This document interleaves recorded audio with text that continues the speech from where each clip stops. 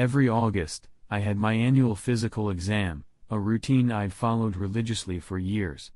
This time, however, there was a new doctor handling my checkup.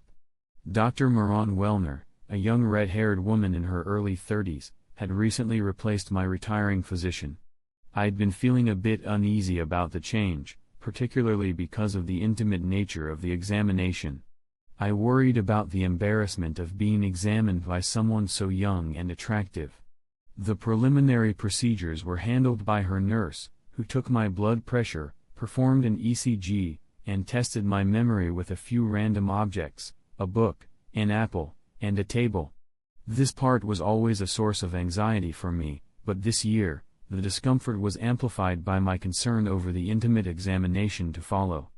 When Dr. Wellner finally entered the room, my nervousness was palpable, but fortunately, my anxiety was such that arousal was the furthest thing from my mind. The examination proceeded without incident. After it was over, Dr. Wellner flashed a reassuring smile and said, "I'm sure you're glad that's all behind you." "Yes, I'm relieved," I replied with a smile of my own. The rest of the examination was routine. My blood work came back excellent, and everything checked out fine. As we were about to wrap up, Dr. Wellner asked, "Do you have 3 children?" "Yes, 2 boys and a girl," I answered. "Have you adopted any children?" she inquired. "No, why do you ask?" She blushed slightly. "Well, I'm new here, and I reviewed all your notes before our appointment. But it doesn't really matter." I was puzzled by her comment, but before I could probe further, she added, "Mr. Miller, I need to tell you something important. It's about your condition." I was caught off guard. "What do you mean?" Dr. Wellner hesitated before speaking again. "You have a condition known as congenital infertility. No one ever told you about this." The revelation hit me like a freight train. No one ever mentioned it. I need copies of all my medical records, now. My mind was racing, trying to process the shock. "I'm sorry, I should have kept this to myself," Dr. Wellner said, but her apology did little to calm me. I felt a sense of betrayal, not just from the information, but from the silence that had surrounded it. About 30 minutes later, I received the copies of my medical records.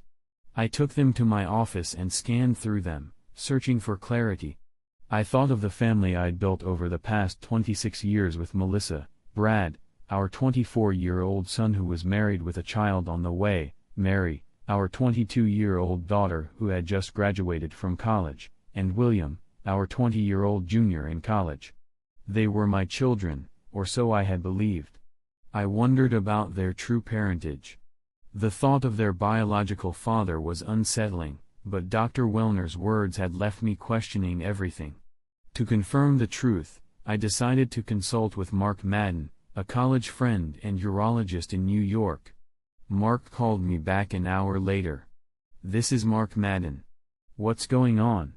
"Hi Mark, I need some confidential advice. Can you look over some medical records for me?" "Sure, send them over via email, and I'll review them this afternoon."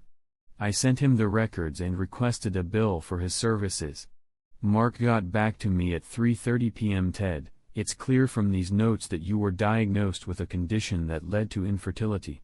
It's surprising that you were never informed. There have been developments in treatment over the last decade. I'll send you a textbook on this topic." "Thank you, Mark. And by the way, I do have children," I mentioned. "Oh, well, that's quite something," he responded. "Good luck with everything. I'll email you the textbook." I hung up and called a DNA lab, arranging for several tests to be conducted. The kits arrived by 5 p.m. I took them home and decided to test just one of my children. William was at home, reading in the living room, while Melissa, who worked in real estate, was preparing dinner. She usually came home early from her job at the agency owned by my older brother, Robert. The aroma of her cooking, fish and a fresh salad, filled the house. We sat down for dinner, and despite my preoccupation, the meal was enjoyable. I noticed Melissa's discerning eyes as she cleaned up, but I was more focused on the glass that William had used at the table. Later, I discreetly collected the glass and put it aside for testing. Melissa, who was also 48 and had maintained her figure since college, where we first met, had dark brown hair and eyes similar to mine. She was quite attractive, and we had shared a long and fulfilling life together. As the evening progressed, I pondered the implications of what I had learned and waited anxiously for the results of the DNA tests. I headed upstairs and carefully cleaned the rim of the glass with a swab. Next, I went into Will's room and collected a few strands of hair from his brush. I also swabbed the neckline of a t-shirt in his dirty laundry basket and took samples from his sneakers. I sealed all the samples in envelopes and placed them in a briefcase. That evening, as Will was heading out, Mel noticed my distracted demeanor and asked, "Ted, what's going on with you? You seem lethargic. Did something happen during your medical exam?" I shook my head. "No, everything's fine.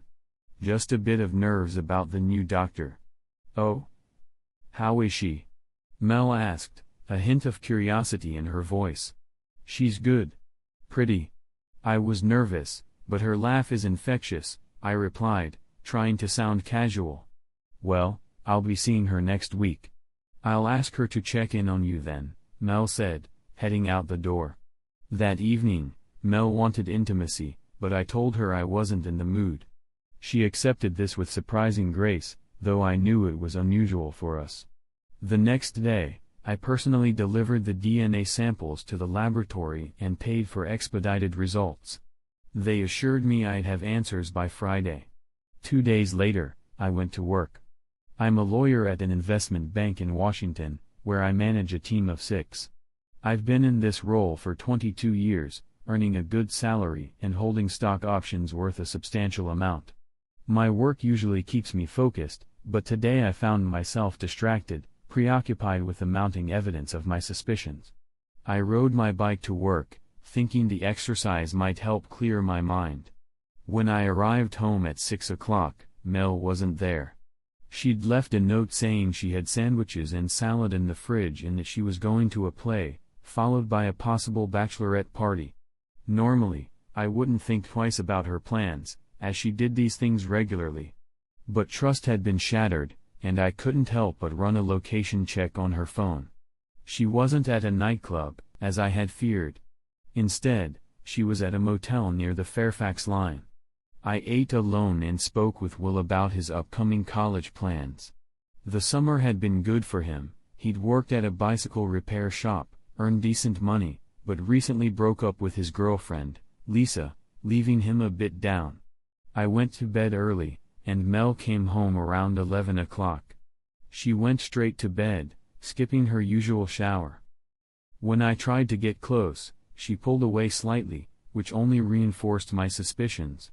I knew she was being unfaithful, but I had no idea with whom. I wasn't interested in initiating anything with her. The following morning, I got up early and rode my bike to work again. After a shower at the office, I plunged into my tasks. Around 1 o'clock, I received a call from the DNA laboratory. They emailed me the report, but the technician on the phone had some shocking news. Will's DNA matched that of my nephew. I nearly collapsed. I have one brother, Robert, who is 3 years older than me. We were close growing up, sharing similar heights and builds. He was a good athlete, playing basketball in college, and later succeeded in real estate, opening his own company. He married his college sweetheart, Glenda Wilson, and they had 3 children. All of them were now adults, having graduated and started their own lives. About 4 years ago, Melissa joined his firm, leaving her teaching job. I had thought it was to pursue something more stimulating, given that we no longer needed her income. Now, after receiving the DNA results, I couldn't believe anything Melissa had told me. My mind raced back to family events, my children's birthdays at the end of September and our decision to have children around Christmas. Melissa had stopped taking birth control pills, and we had tried for months before Brad was born. During Christmas gatherings, Rob and his family were always present. I remembered that Melissa and her friend Linda Green would go on a week-long meditation retreat starting on Boxing Day and returning on New Year's Day. Some years, they extended their stay by another week. This retreat was held at a center in the mountains, a detail that now took on a grim significance. In the heart of West Virginia, the rhythm of our lives had a peculiar consistency. When Brad showed up for the family event, Mel chose not to attend the following year, but I went again. The next time Mary made an appearance was in September, but by then, there was no workshop scheduled. Mary was still breastfeeding at that point, but when she was 15 months old, Mel and Linda decided to travel once more. Will arrived the subsequent September. The cycle of traveling seminars continued for several years. Eventually, things shifted when Mel began working for Rob. Linda Green, Mel's best friend from college, had landed a job at Rob's new company when he started it, so the three of them worked together, and that became our routine for a while. The next weekend, we took Will back to college. I had rented a minibus, and we enjoyed a pleasant 2-hour drive. On Saturday, we had lunch with Will and helped him move into the apartment he shared with his good friend, Mike Watson. After saying our goodbyes, Mel and I left. Once we were alone, I was uncharacteristically quiet. Mel noticed and said, "You haven't said more than 2 words to me. What's going on?" "I've got a lot on my mind, Mel," I replied, my voice strained.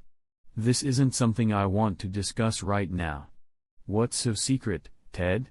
You're not hiding anything about the physical exam, are you?" "No, just drop it for now," I said, trying to keep my composure. "That's my best advice." For the rest of the drive, which lasted about an hour, we spoke almost nothing. After dropping her off, I returned to the van and decided to unwind at a local bar. I ordered a beer, but my thoughts were a maelstrom. I couldn't fathom how Mel could have undergone any medical procedures to conceive Rob's child. It meant only one thing: they had been intimate repeatedly for years. The thought that Rob might be the man Mel had met at the motel gnawed at me. As I sat at the bar, my anger felt almost palpable. I noticed everything around me seemed to have a strange, distorted hue. The bar manager, a young woman, was visibly unsettled by my demeanor. I threw a $10 bill on the counter and left, feeling the weight of my turmoil. I headed to the home of my closest friend, Ned Bart. We had been card-playing and tennis buddies for years, but our families had never quite gotten along. His wife, Sadie, and Mel had never seen eye to eye. With the kids away at college, it was just Ned and Sadie at home. When I rang the bell, they immediately noticed my disheveled state. Ned had a small gym in his backyard garage, where he and I used to practice self-defense. I told him I needed to use it. Once we were in the gym, I put on gloves and attacked the heavy bag with an intensity that felt like it was saving my sanity. Ned watched silently, and after my initial frenzy, I began to hit the bag more methodically, not stopping until I collapsed. Ned helped me inside, and I fell onto a lounge chair on the terrace. Sadie brought me some water. After I had calmed down slightly, I started to sob. Ned asked, "Is someone hurt or dead?" "Not yet," I replied, my voice thick with emotion. "But my son." "Are you telling us what's going on?" Sadie interjected gently. I took a deep breath. "I need you both to keep this quiet, but I've learned something shocking about my medical history. I found out I've been infertile since birth." Both Ned and Sadie were visibly shocked. "How could they not have told you?" Ned asked. "I don't know," I said, my voice wavering. "The medical records from my childhood should have made it clear." Sadie asked, "What are you going to do?" "I'm not sure yet," I admitted. "But please, don't lose your temper like you did with the bag. That won't help anyone." "I won't," I assured her. "I think I should head home. Mel will be worried, and I want to avoid any confrontation for now." I drove back to the house, where Mel was waiting anxiously at the door. "Where have you been?" I was so worried. "I stopped for a beer and ended up at Ned's. I needed to talk," I explained. I should have called. I took a shower, and we had dinner together. On Sunday, we went to a local park for a picnic and tried rollerblading, but there was no intimacy that night. Mel seemed disappointed and confused, and I left for work early on Monday without saying goodbye. After work, I had an appointment with a lawyer nearby and visited our bank to update my direct deposit and retirement account beneficiary. The legal advice I received about divorce in our state was sobering. Millie Stanton, the lawyer, explained the process and what to expect. I decided to take control of the situation after discovering the affair between my wife and my brother. I instructed my lawyer to file for divorce on alternative grounds but to hold off presenting it to Mel until I gave the signal. That evening, I installed tracking software on Mel's cell phone since it was on my plan. This allowed me to monitor her calls and messages. I also set up 3 small voice recorders around the house, in the kitchen, bedroom, and living room, and placed one in her car. I asked Mel to organize a dinner party at our home with Rob and Glenda for Friday night. On Monday and Tuesday, I stayed late at work, telling Mel I had urgent matters to attend to. When Wednesday arrived, I came home on time and maintained a facade of normalcy. We had a pleasant dinner, though I purposely avoided intimacy, which visibly disappointed Mel. That night, I reviewed the recordings and checked her phone. Most of the day's entries were uneventful. Mel had made only 2 calls, one to Rob and one to my mother. The call to my mother was particularly telling. She asked if my mom had heard anything about Tim recently. My mother mentioned Tim seemed off after a physical exam, but Mel didn't seem concerned. The call to Rob was more revealing. Mel said, "No, we can't do it this week. You guys will arrive on Friday, and Tim is acting strange. I don't think he'll find out anything. Look, we're being careful, and he might have just received some bad news from his physical." The underlying message was clear: they were continuing their affair, and my suspicions were confirmed. On Friday evening, Rob and Glenda arrived at 6:30. Mel and I prepared hamburgers, fries, and salad. Throughout the preparation, I deliberately ignored Mel. She noticed but chose not to comment. When the doorbell rang, she looked at me, hoping I wouldn't let my mood affect the evening. I stayed silent and opened the door. Rob and Glenda greeted me, and Glenda gave me a warm hug. Rob attempted the same, but I turned away. I offered them drinks, beer for Rob and white wine for Glenda. We settled on the terrace, and I wasted no time. "Mel, I'm divorcing you on Monday. You'll be served with the papers then," I declared. "Rob, I'm suing you for child support for all the years I've raised and supported your children." Mel began to sob uncontrollably. Rob, enraged, leaped up and stood over me. "You're a fool, a jerk. I'll kill you," he shouted. Glenda watched in shock as Rob lunged at me. I was seated on a chair on the porch when Rob tried to hit me. I stumbled backward, tipping over my chair, but quickly regained my footing. He snarled, "You think you're so tough?" and attacked again. I ducked under his swing and landed a punch to his gut. He was winded, and I took the opportunity to strike him again. Mel's screams were drowned out by the chaos. Rob crumpled to the ground, and I continued to hit him until he collapsed against me. I delivered a final knee to his groin and threw him onto the terrace. Glenda stood up but avoided making eye contact with me, focusing instead on Mel, who rushed to Rob's side. Mel looked up, horrified. "You had no reason to hurt Rob. You're a savage. You could have killed him," she cried. "And you're not safe either," I warned, my voice cold and threatening. Mel paled at my threat and began to back away from Rob. "Get him out of my sight," I ordered. "You've got 1 minute before I finish him off."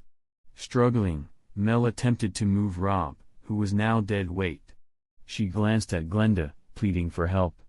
Glenda, regaining some composure, simply shook her head. "No, you two are on your own," she said. "I'm not getting involved."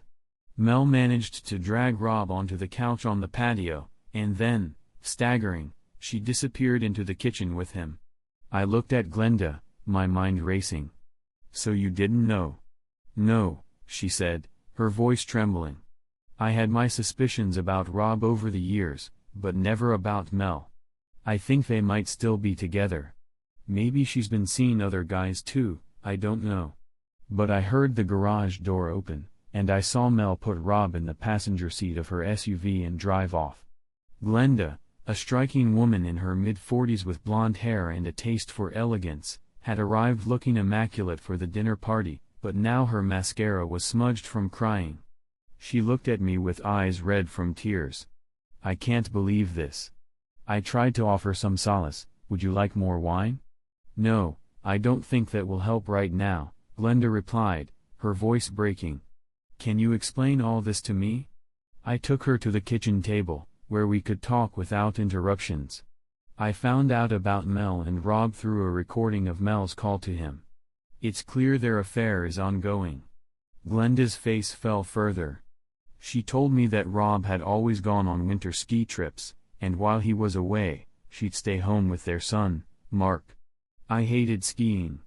I stayed behind with Mark, but now I wonder where he really went all these years. "Who knows?" I said. "It's all too much to process." "I'm sorry, Glenda. I thought you knew." "Are you actually getting a divorce?" she asked. "Absolutely," I confirmed.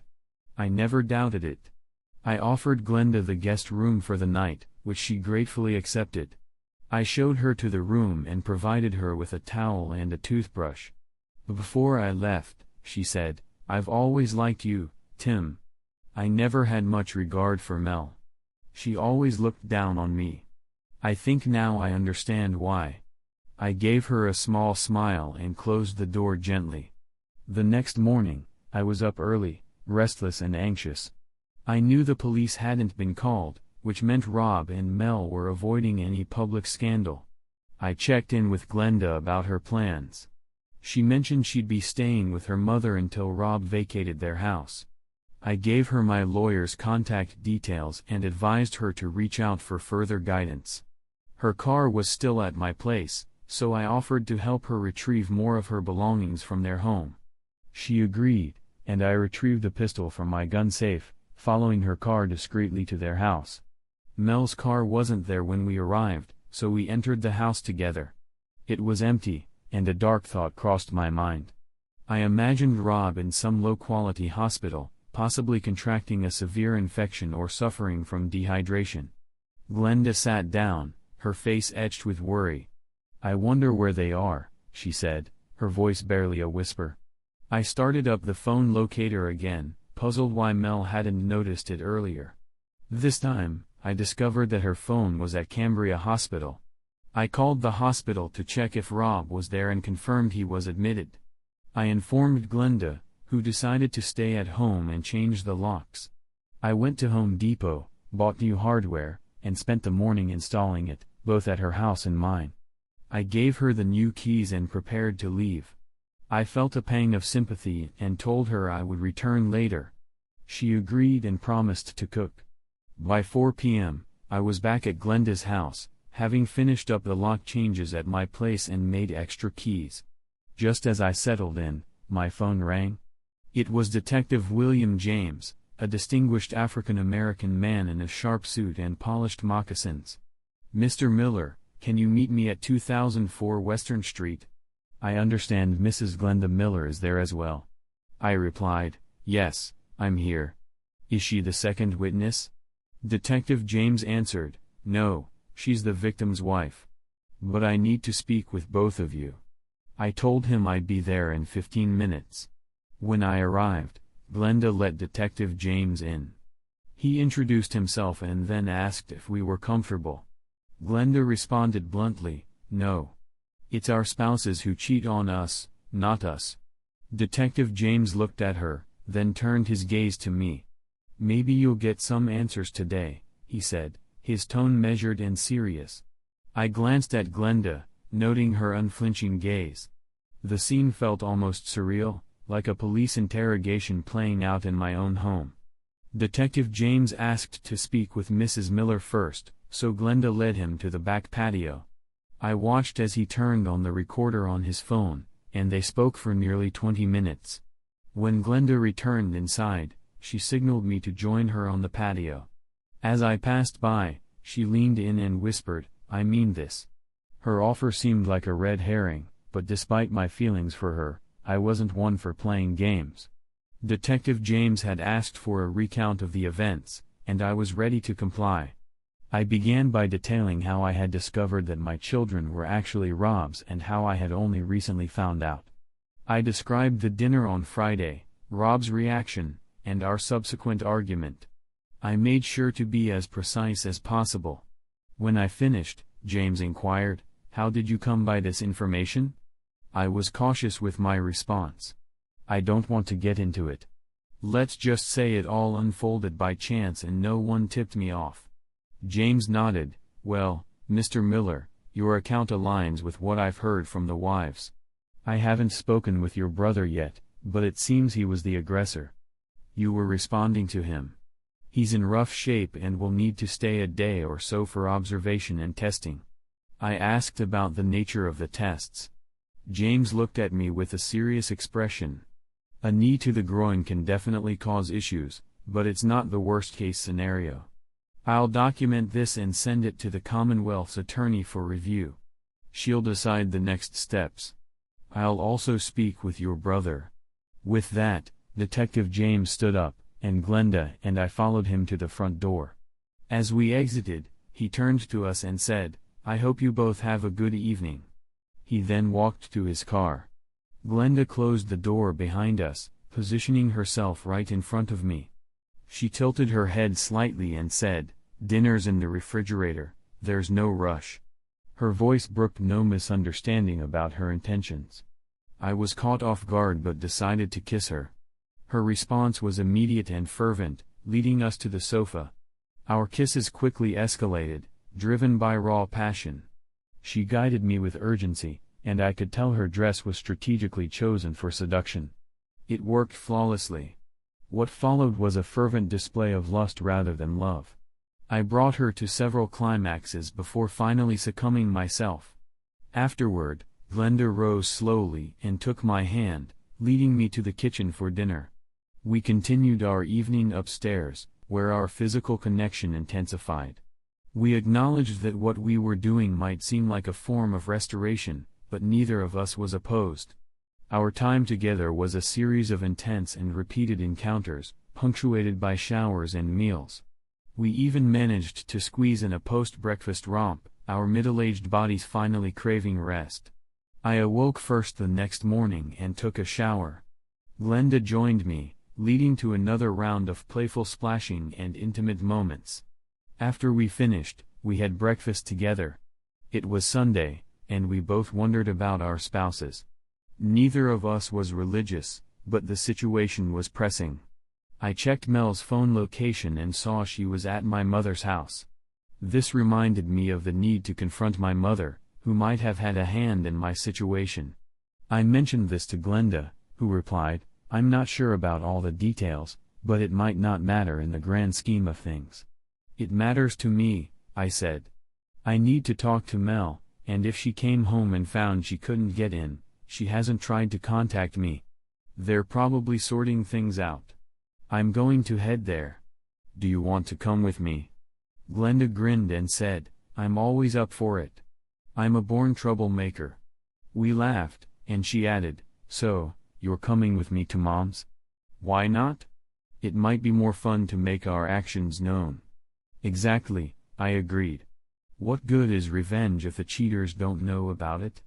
We both laughed as we made our way to my mother's house, where Mel's car was already parked. Glenda and I stepped out onto the porch, the air cold and tense. As I was about to leave, my mother swung open the door. "Go away, Tim. You hurt Rob." "I did what I had to do," I shot back. "Rob needed to be confronted. I'm here to find out just how deeply you're involved in all this. If I turn around and leave now, I won't be coming back." Reluctantly, she let me in. Glenda followed closely behind. Inside, Mel was sitting at the kitchen table. The moment she saw us, I could read the situation clearly from her expression. "Oh, you didn't waste any time, did you?" Mel sneered. "Why should I wait? Your boyfriend won't be able to satisfy me anymore, but your husband definitely can." Before Mel could react further, I grabbed her arm and pulled her away. My mother shouted for us to stop, looking at me with a mix of frustration and desperation. "Tim, you probably ruined everything by bringing Glenda into this." "No, Mom," I said firmly. "Now I'm a free agent, and so is Glenda." It seems like that's always been the case with Mel and Rob. We have a lot to sort out, and we're getting a good start. Mel, looking taken aback, said, "You need to listen to what Shirley has to say. We might be able to clear the air and find some resolution." I glanced between my wife and my mother. "I'm listening." "Shirley, my mother," addressed Mel. "We wanted children, you and I, but when we tried to conceive, I was told that Tim was sterile. It was a devastating blow. We looked into various medical options, but they were all too costly and impractical. We were desperate. So, you turned to Rob," Mel said, her tone cold. "Rob could have fathered the children, and Tim would never have known." "You decided this without consulting me?" I asked incredulously. "You took matters into your own hands?" "Yes," Shirley replied. "Your father wanted to discuss it with everyone, but his suggestions were dismissed. The vote was 3-1, 2 traitors and you against him. We explored many methods, but they were too expensive. In the end, we made a decision that seemed the only feasible option." "So you decided to do it naturally," I said bitterly. "You snuck around, had sex with Rob for a week, and then you had a great time, didn't you?" Mel looked down, her voice quiet. "Once we got over the initial hesitancy, yes, it was enjoyable. And it worked. All 3 times. I looked forward to my time with Rob." "Is this true?" Glenda asked. "What about me?" Shirley replied, "We knew you might not agree. You were the reason for my divorce, at least." "I bet Tim's feeling the same way," Mel said. "Nobody needs a divorce. Neither of you knew anything until now. You both seemed happy before. What's happened?" I asked. "Why did you keep this from me?" "It's my medical examination," I said. "The doctor told me I was infertile from birth. I took a DNA test from William." Mel's eyes widened. "Now you know everything, Tim. We can get through this. You love these kids, don't you?" "But Mel, you and Rob kept this charade going after the children were born. I bet you never stopped. How many times did you and Rob have sex in the last year?" I asked, anger rising in my voice. Shirley, stunned, could barely speak. "Please tell me it's not true." Mel's face was a mix of shame and defiance. "We fell in love. We were compatible in and out of bed. So, we continued to meet." "Just like last week at the Shady Pines Motel?" I asked. Mel looked shocked. "Have you hired a detective?" "No," I said. "I just used the phone locator on your phone." Glenda spoke up. "We can stop this now. I only need you, Tim." "I want him too," Glenda said. "You can leave with your new love interest. There's no going back." Shirley, who had been standing, collapsed into a chair, visibly shaken. "What have I done?" she cried. "My God." Glenda, fighting back her own tears, said, "Secrets and lies only lead to more secrets and lies. You should have been honest with Tim from the start." Mel nodded, her voice trembling. "Then none of our children would exist. Maybe what Shirley did wasn't so bad." I looked at Mel with deep sadness. "You're missing the point. You, Rob, and my mother schemed and betrayed me. My life feels like a grand deception. You've stolen my reality from me. Everything I knew was a lie." I sank into a chair, overwhelmed with grief. Mel approached me, but I pushed her away. "Never again, Mel. Never again." Glenda wrapped her arms around me from behind as we all cried together. Finally, I stood up, and Glenda and I left, leaving the tumultuous scene behind. No one followed us as we returned to her house, where we were both too exhausted and emotionally drained to do anything but seek solace in each other's company. After we finished weeding the garden and mowing the lawn, we sat down for lunch. The conversation turned serious, and I asked Glenda, "Are you sure about going through with the divorce? After all, you and Rob were together for quite a while." Glenda met my gaze firmly. "Well, remember what you said about how they've taken over your life? I feel the same way. I'm seeing your lawyer tomorrow, and we can go together. I don't see a way back, it's been too long and too bitter." I nodded, understanding her resolve. "I believe that too. But I need to think about the kids. If there's a divorce, they should know why. What's the best way to tell them? Should I call them or write a letter?" After lunch, I composed a heartfelt letter to my 3 children. In it, I laid out the facts clearly but reassured them that they would always be my children, the ones I raised and loved. I sent the letter and asked them to call me when they had a chance.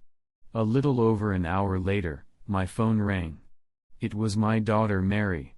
"Dad, are you okay? How's Will? It's so hard to go through this. I just want you to know that I love you, and you'll always be my dad. I'm struggling to figure out what to do about Mom and Grandma. How could they do this to us? Grandma thought she was helping, but I didn't realize they'd be so intertwined. I can't forgive Mom for this. What you decide to do is up to you, but I hope we can find some sort of amicable resolution." "I hope so too," I replied. "It's not easy, but I appreciate your support." "I love you." "I love you too, Dad," Mary said, and we ended the call. 2 minutes later, Brad called. Our conversation was similar to the one with Mary.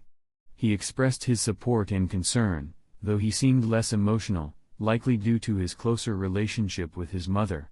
William called at 11. He had read the letter and was more reserved than the others. "When I was at home, and everyone else was at school, I saw something about Mom that I chose to ignore. I'm sorry, Dad. There's no point in dwelling on it. Everything's over now. You were in a tough spot and didn't know the full story. I hope you find a way to move forward." Our talk was brief. William's closeness to his mother seemed to affect his reaction. I couldn't help but wonder how much he truly knew about her and Rob. Later, Glenda and I were in the kitchen, looking through an old photo album. It was filled with pictures of her family and mine. As we reminisced, we both ended up in tears. Glenda murmured, "Maybe this wasn't such a great idea." "No," I said, hugging her. "We need to face what we've lost." Our kiss was tender, a shared acknowledgement of our pain and connection. We continued to go through the memories, then headed upstairs. We slept together that night, but sex wasn't part of it. On Monday morning, we visited our lawyer, Millie Stanton. She was a robust woman in her 50s, with an old-fashioned hairstyle that belied her modern, no-nonsense approach. Despite her appearance, I liked her. She explained the basics of divorce law in our state, noting that adultery was grounds for divorce, though it had become less favored. Our situation, she said, was far from ordinary. We devised a plan: each of us would file for divorce, and I would sue Rob for alimony. Millie was uncomfortable with Glenda being present, given Rob's finances were tied to hers. She suggested that we could either file the paperwork immediately or wait until after Rob's paternity leave. "I'd like Mel to be served at work simultaneously with Rob," I requested. This was scheduled to happen on Wednesday. After our meeting, I took Glenda to her bank to separate their assets. This took some time, and we ended up having a late lunch at Burson's Italian restaurant. We returned to her house around 4 p.m., and I decided to go home. Glenda came with me. Upon arrival, we noticed the new locks had not yet been installed. Glenda looked around the house, taking in the familiar surroundings. Turning to me, she said, "I want you with me on the bed now, please." I obliged, picking her up and carrying her upstairs. I gently tossed her onto the large bed in the master bedroom. She laughed, teasing, "You're so strong and rude. There's no way Rob could do that." Naked, we collapsed onto the bed together. Initially, it felt strange to be intimate with someone else in this bed, but I quickly adjusted. Glenda was insistent, driven by pure lust. Her climax was so intense that she lost consciousness briefly. I, too, was nearly overwhelmed by the experience, reaching my peak soon after. Afterwards, we lay there, both exhausted. We made our way to the kitchen for dinner, then headed upstairs for another round of passionate sex. We changed positions frequently, driven by our mutual desire. Eventually, our middle-aged bodies craved rest, and we fell asleep, tangled in each other's arms. The next morning, I woke first and took a shower. Glenda joined me, and our playful interaction led to another intimate encounter. We washed each other thoroughly and enjoyed a final round of pleasure before having breakfast together. It was Sunday, and while we both wondered about our spouses, we chose not to dwell on it. We weren't religious, but the situation was heavy. I checked Mel's phone location and saw she was at my mother's house. This reminded me that I needed to speak with my mother, who might have played a role in this mess. I discussed it with Glenda, who said, "I'm not sure how it all fits together, but it might not matter in the end." "It matters to me," I said. "I need to confront Mel, and if she came home and found she couldn't get in, she hasn't made any effort to reach out to me. They're probably dealing with things on their own." "Do you want me to come with you?" Glenda asked. "I'd like that," I said. "It might be good to make our actions known." Glenda laughed. "Revenge sex doesn't mean much if the cheaters don't know about it." We both laughed as we drove to my mother's house, where Mel's car was parked in the driveway. Glenda and I lay together, the weight of the night's events hanging heavy in the air. As we relaxed, she turned to me with a mix of satisfaction and defiance. "You know, it felt so good to take this bitch's husband in her own bed," she said, a wicked smile on her face. "It couldn't have been better." I chuckled, acknowledging her bitterness. "You're quite the vindictive one, aren't you?" "Absolutely," she replied, "and it's all to my advantage."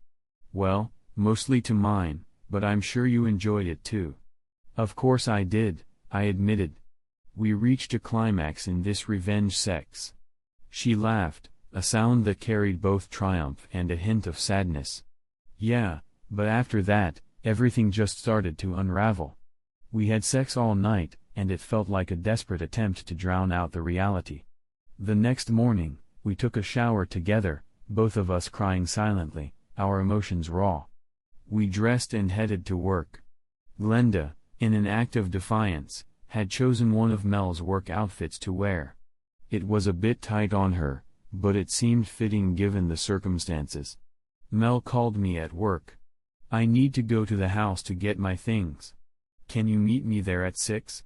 "Sure," I said. "Has Rob been released from the hospital?" "No," she replied. "He's going to need surgery." "Great," I said, unable to hide the bitterness in my voice. "Where are you staying?" "I'm in your old room," Mel said, the irony not lost on her.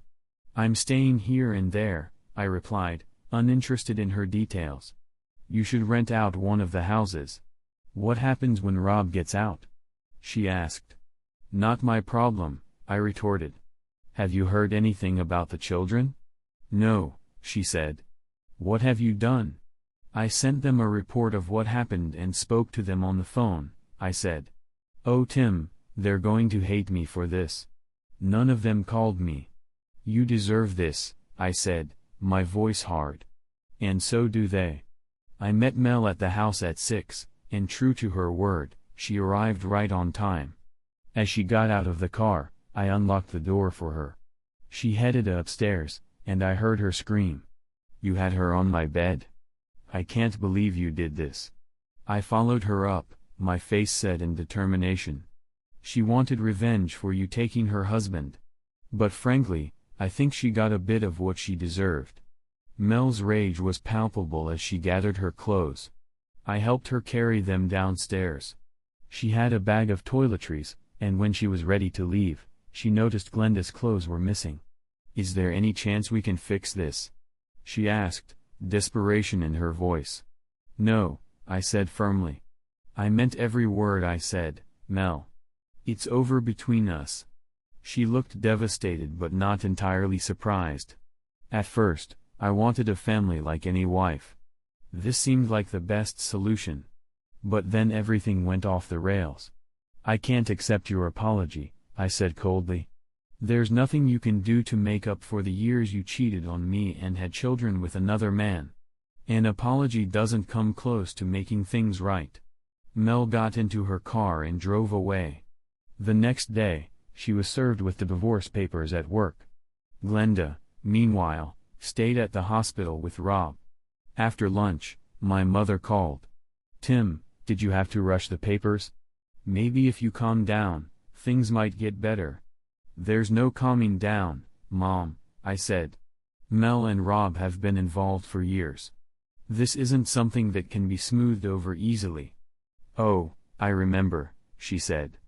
"Until last week, everything seemed fine." "I haven't decided what to do with this mess yet," I said.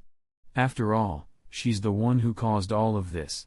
Rob was released from the hospital on Friday, but he couldn't return home because Glenda would have killed him with his own gun. He ended up at my mother's house, where Mel was also staying. I didn't care if they continued their affair in my old room or elsewhere, but if my mother allowed this to happen, she was dead to me. Glenda and I discussed the situation and decided to investigate further. I still had a key to the house. We waited until 2 o'clock in the morning. I drove us there, using the key to unlock the back door. I carried a pistol for protection, just in case.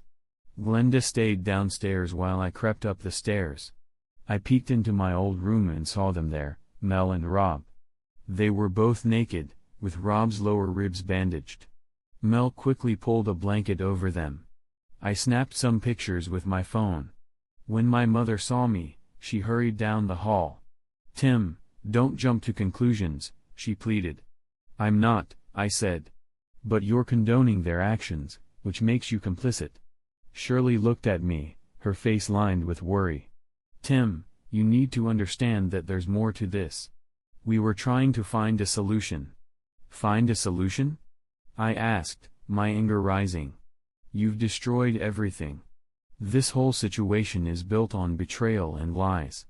Glenda stood beside me, her eyes red from crying. "Secrets and lies only lead to more secrets and lies. You should have been honest from the beginning." Mel, looking defeated, nodded. "None of our children would exist if we had been honest. Maybe what Shirley did wasn't so terrible." I glared at Mel. "You, Rob, and my mother schemed against me. My whole life feels like a lie. You've taken everything from me." I sat down, overwhelmed by a profound sadness. Mel moved closer, but I pushed her away. "Never again, Mel. Never again." Glenda embraced me from behind as we both wept. Finally, I stood up, and Glenda and I left, walking away from the tangled mess that had become our lives. No one followed us as we returned to her house, where we found little solace in the quiet of the night. I turned and went downstairs, where Glenda was waiting. She looked at me with a knowing expression. "I guess they were together," she said. "Yeah, go on," I replied. As I reached the bottom of the stairs, Mel came rushing in, wearing a robe. Rob was nowhere to be seen. My mother, standing there, sighed and said, "They're adults. What can I do? Throw them out onto the street? This is my home, after all." Mel shot me a defiant look. "I think Rob's goal was to hurt you wherever he could," she said, trying to justify their actions. I couldn't help but laugh at her feeble excuse. "Oh, I'm sure you tried to keep him at bay, didn't you? You didn't stand a chance with me, did you?" I shot back. Mel's face reddened with anger. "I hope you both rot in hell," she said through clenched teeth. I turned to my mother. "I'm done with you," I declared. "I'm still your son, but as far as I'm concerned, you and Rob can have each other. I'm out of here." Glenda and I left the house, the weight of the situation hanging heavily between us. We returned to her place, where we spent the night together. At 4 a.m., I was still there, and we were both adjusting to the changes in our lives while the divorce proceedings were ongoing. The sale of the house was finalized, and Mel received nothing in alimony or additional support. The judge had been unsympathetic to her actions. My children had adjusted in their own ways. The older two had limited contact with Mel, merely sending a Christmas card. They had blocked her calls. Will, on the other hand, had occasional interactions with her but was distinctly cool.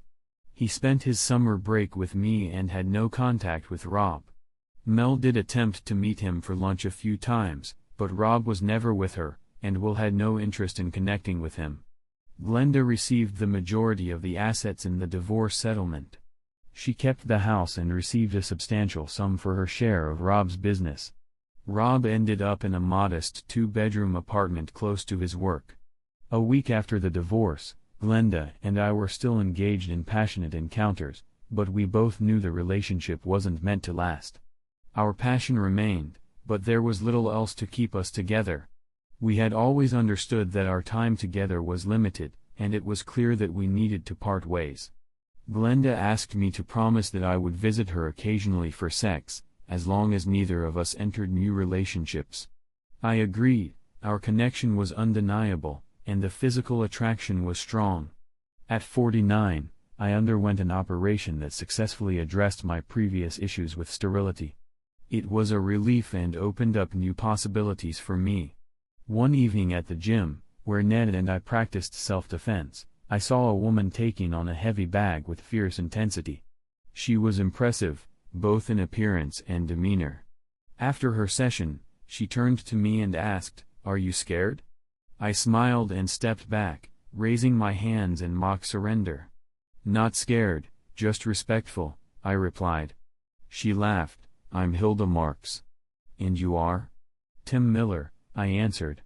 "I'm going to shower and grab a coffee," she said, gesturing to the cafe across the street. "Meet me there in 10 minutes. Make it 15, I'm a woman after all." Our conversation at the cafe was engaging and easy. Hilda was 36, with a school-aged son named Donald. She had left her previous life on the West Coast and was starting fresh. We talked for nearly 2 hours, covering everything from our pasts to our hopes for the future. By the time the cafe closed, we had shared almost everything about ourselves. Hilda visited my bungalow a mile from the gym a couple of weeks later. Our physical chemistry was as intense in bed as it had been at the gym. She was wild and uninhibited, but I was stronger, and she enjoyed being conquered. It was exhilarating. Hilda's son Donald, who was 16 and a passionate baseball player, got along well with me. I ended up helping out with his school team. 6 months after meeting Hilda, we got married. The marriage was somewhat of a surprise, and Hilda was pregnant. We moved into a new house next to my old one, where Donald had his own room, and there was space in the basement for sports equipment. Our family life soon felt complete with the arrival of our son, Thomas Timothy Miller. Mel and Rob became a distant memory. Mel had changed agencies and started a new life with a younger plumber. I assumed she was still attractive. Glenda married James Wilder, a man she had dated in college. James and I occasionally talked about our past relationships, finding a certain camaraderie in our shared experiences. Although I never fully forgave my mother for her role in the turmoil, she visited us when Thomas was born and was delighted to see him. Hilda made sure my mother had regular contact with Thomas, showing more sympathy towards her than I had. My mother passed away in June of this year. The memorial service was subdued and respectful, despite the complicated family history. Rob kept his distance during the service, maintaining a respectful but firm boundary. And so, life moved forward. Subscribe to our channel for more stories. This one is just the beginning. The next tale is even more riveting, and you won't want to miss it.